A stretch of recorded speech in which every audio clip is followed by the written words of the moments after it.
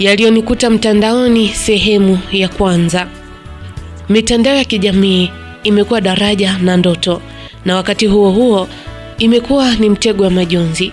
Mitandao ya kijamii ni ulimwengu usio na mipaka, unaoahidi urahisi wa ajira, marafiki na maisha bora, lakini mara nyingi hujificha nyuma ya pazia la uongo na hila. Ni mahali ambapo furaha na machozi hukutana, na mtu asiyekuwa makini anaweza kupoteza kila kitu kwa kubofya linki moja tu. Simulizi hii ya Felista ni ushahidi wa namna fursa za mtandaoni zinavyoweza kubadilisha maisha, yawe ya baraka au ya maafa. Mtunzi na msimuliaji wa simulizi hii ni mimi, Faraja Simkwai. Unaweza kunipata katika mitandao ya kijamii Facebook, Instagram, TikTok pamoja na YouTube. Napatikana kama Faraja Simkwai. Basi moja kwa moja Felista anaanza kutupa kisa chake kilichompata mtandaoni. Ni yapi ambayo Felista yalimkuta mtandaoni? Basi andamana nami mwanzo hadi mwisho wa simulizi hii. Huenda kuna kitu ambacho utajifunza kutoka kwa binti huyu anayefahamika kwa jina la Felista.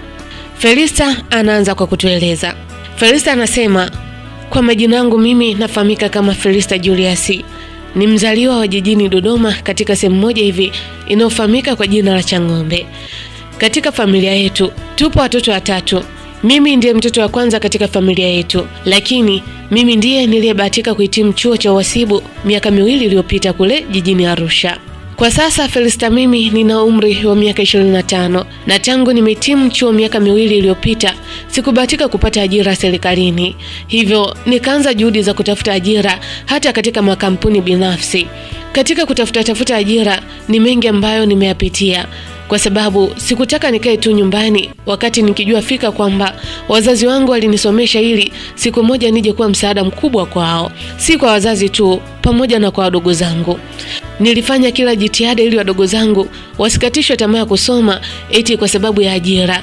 Hivyo nilijitahidi angalau nipate sehemu ya kujishikiza wakati nikiendelea kusubiri ajira, ili na mimi niwe moja kati ya watafutaji wanaotumia pesa zao waliozitafuta kwa jasho lao na kwa elimu waliosomea. Maisha nyumbani kwetu Felista mimi ni ya kawaida sana, yani ni ya uchumi wa kati.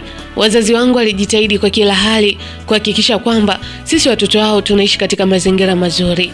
Hata mimi wazazi wangu, baada ya kuona kwamba nimehitimu chuo na ninajisikia vibaya kwa kukosa ajira, wazazi wangu ndio walikuwa kipaumbele katika kunitia moyo ili nisiendelee kukata tamaa, wala nisitumie nguvu kubwa kutafuta kazi kwa kuogopa maneno ya watu au kuchekwa. Nakumbuka siku moja ilikuwa ni mishale ya saa 2 hivi usiku. Baada ya kumaliza kula, baba yangu aliniita sebuleni na kuniambia kwamba ana mazungumzo na mimi. Nilitii wito wa baba yangu na kumsikiliza kile ambacho alitaka kuniambia. Baba yangu akaanza kwa kusema, akaniambia, Felista binti yangu, najua namna unavyojihisi vibaya kwa kukosa ajira. Unapambana sana mwanangu, unapambana kwa kila hali, na wakati mwingine unatumia nguvu kubwa kupata kazi, jambo ambalo linaweza likahatarisha ujana wako binti yangu. Baba yangu akaendelea kuniambia. Baba akasema, unajua binti yangu Felista, dunia kwa sasa imebadilika sana.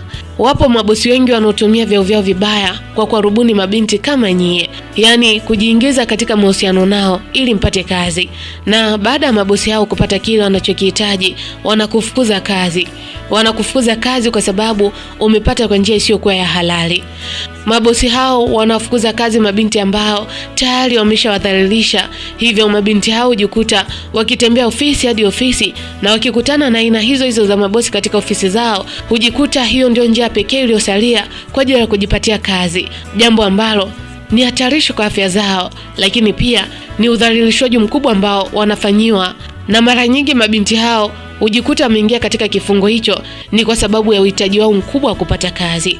Labda wanafanya hivyo ni kwa sababu ya mazingira nyumbani kwao, ndio maana yanawasukuma kufanya hivyo. Huenda ni kutokana na ugumu wa maisha au kujitoa tu kwamba na mimi nionekane kama ni binti ninayefanya kazi ofisini. Jambo hilo ni baya sana binti yangu. Baada ya maneno hayo, babangu akatulia kidogo, kisha akaniangalia usoni na kuniambia, binti yangu, unajua ni kwa nini nakwambia maneno haya? Nikamjibu, baba, hapana baba, sijui ni kwa nini unaniambia yote haya. Babangu akaendelea kusema, akaniambia, vizuri binti yangu, kama ujui maana yake, basi bila shaka utakuwa unataka nikwambie maana ili ujue, si ndio Felista? Nikamwambia ndio baba. Basi baba Felista akaendelea kumwambia binti yake kwamba, binti yangu, ni miaka 2 sasa imepita tangu hitimu chuo. Na kuona binti yangu unavyohangaika kutafuta kazi huku na kule. Ndio maana nikakwambia kwamba kuna baadhi ya mabosi ambao huwatumia mabinti kama nyie wenye hamu kubwa ya kupata kazi. Binti yangu, wewe bado ni mdogo sana, na mimi baba yako bado nina nguvu za kuwahudumia nyinyi watoto wangu wote. Felista binti yangu, mimi baba yako sitaki uingie katika mkumbo kama huu ambao wanakumbana nao mabinti wengine ambao wapo kama wewe. Hivyo mbali na hayo mambo niliyokuambia, kuna jambo ambalo mimi na mama yako tuliliwaza na tukaona litakufaa kwa sasa wakati ukiendelea kutafuta kazi ile uliyoisomea. Nilikaa kwa umakini huku nikiendelea kumsikiliza baba kile ambacho amekusudia kuniambia. Baba akaendelea kusema, Felista, wakati naongea na mama yako ni namna gani ya kukusaidia, mama yako aliniambia kwamba wewe ni fundi mzuri sana wa masuala ya saluni. Hivyo mimi na mama yako tumeona ni bora tukufungulie saluni ya kike ili uendelee kujipatia pesa kidogo kidogo za kujikimu katika mahitaji yako wakati ukiendelea kusubiri ajira au kutafuta kazi kwa kutulia. Unaonaje hapo binti yangu? Baba akamaliza kwa kuniachia swali. Kiukweli nilifurahi sana kuona wazazi wangu hapo pamoja na mimi, kuona napata mwanga bora katika maisha yangu. Nikamwambia baba, asante baba, mimi nimefurahi sana. Nimefurahi sana wazazi wangu. Yaani ni wazazi wachache sana ambao wanawapa moyo watoto wao baada ya kuhitimu chuo na kutopata ajira. Baba, mimi nipo tayari wewe unifungulie saluni. Basi babangu akasema, sawa binti yangu, nimefurahi kusikia hivyo. Basi baada ya wiki moja baba yangu alinifungulia saluni. Ilikuwa ni saluni ya kisasa, ilikuwa ni saluni nzuri sana. Yaani ndani ya mwezi mmoja tu nikawa tayari nimetengeneza jina na nikawa nimetengeneza wateja wengi sana. Kwa sababu kabla ya hapa mimi nilikuwa ni fundi mzuri sana wa mitindo ya nywele pamoja na urembo kwa wanawake. Siku moja nikiwa saluni, kuna dada mmoja alikuja kuosha nywele. Wakati anaendelea na huduma, akaanza kupiga story. Akaanza kwa kusema, jamani, watu huko mtaani wanasema ajira hamna. Ni uongo tu. Ni vile tu watu hawana connection. Nikamuuliza, connection? Connection gani unaizungumzia hapa? Yule dada akasema, watu wanapata ajira siku hizi kupitia mitandao ya kijamii. Yaani hata wewe umesoma kozi gani ngumu, ajira zipo. Kiukweli nikajikuta nikivutiwa na maongezi ya yule dada. Nikamuuliza tena, sasa hapo kazi na mitandao ya kijamii inaingiliana vipi? Yule dada akaendelea kuongea kwa kusema kwamba, sikiliza mdada, nikwambie kitu. Kuna linki zipo mtandaoni, yani ukibofya hizo linki zinakupeleka moja kwa moja katika peji yao ya WhatsApp. Baada ya hapo kuna maelekezo mengine ambayo utapewa ili ufuate utaratibu wao. Nikamuuliza yule dada, unaweza kunielekeza ni namna gani ambavyo naweza kuunganishwa na hao watu wa mtandao ili na mimi nipate kazi? Kwa sababu nimehitimu chuo muda mrefu sana na sijabahatika kupata ajira. Wenzangu tayari wameshaajiriwa na mimi bado. Na kitu hichi kinanifanya nijisikie vibaya.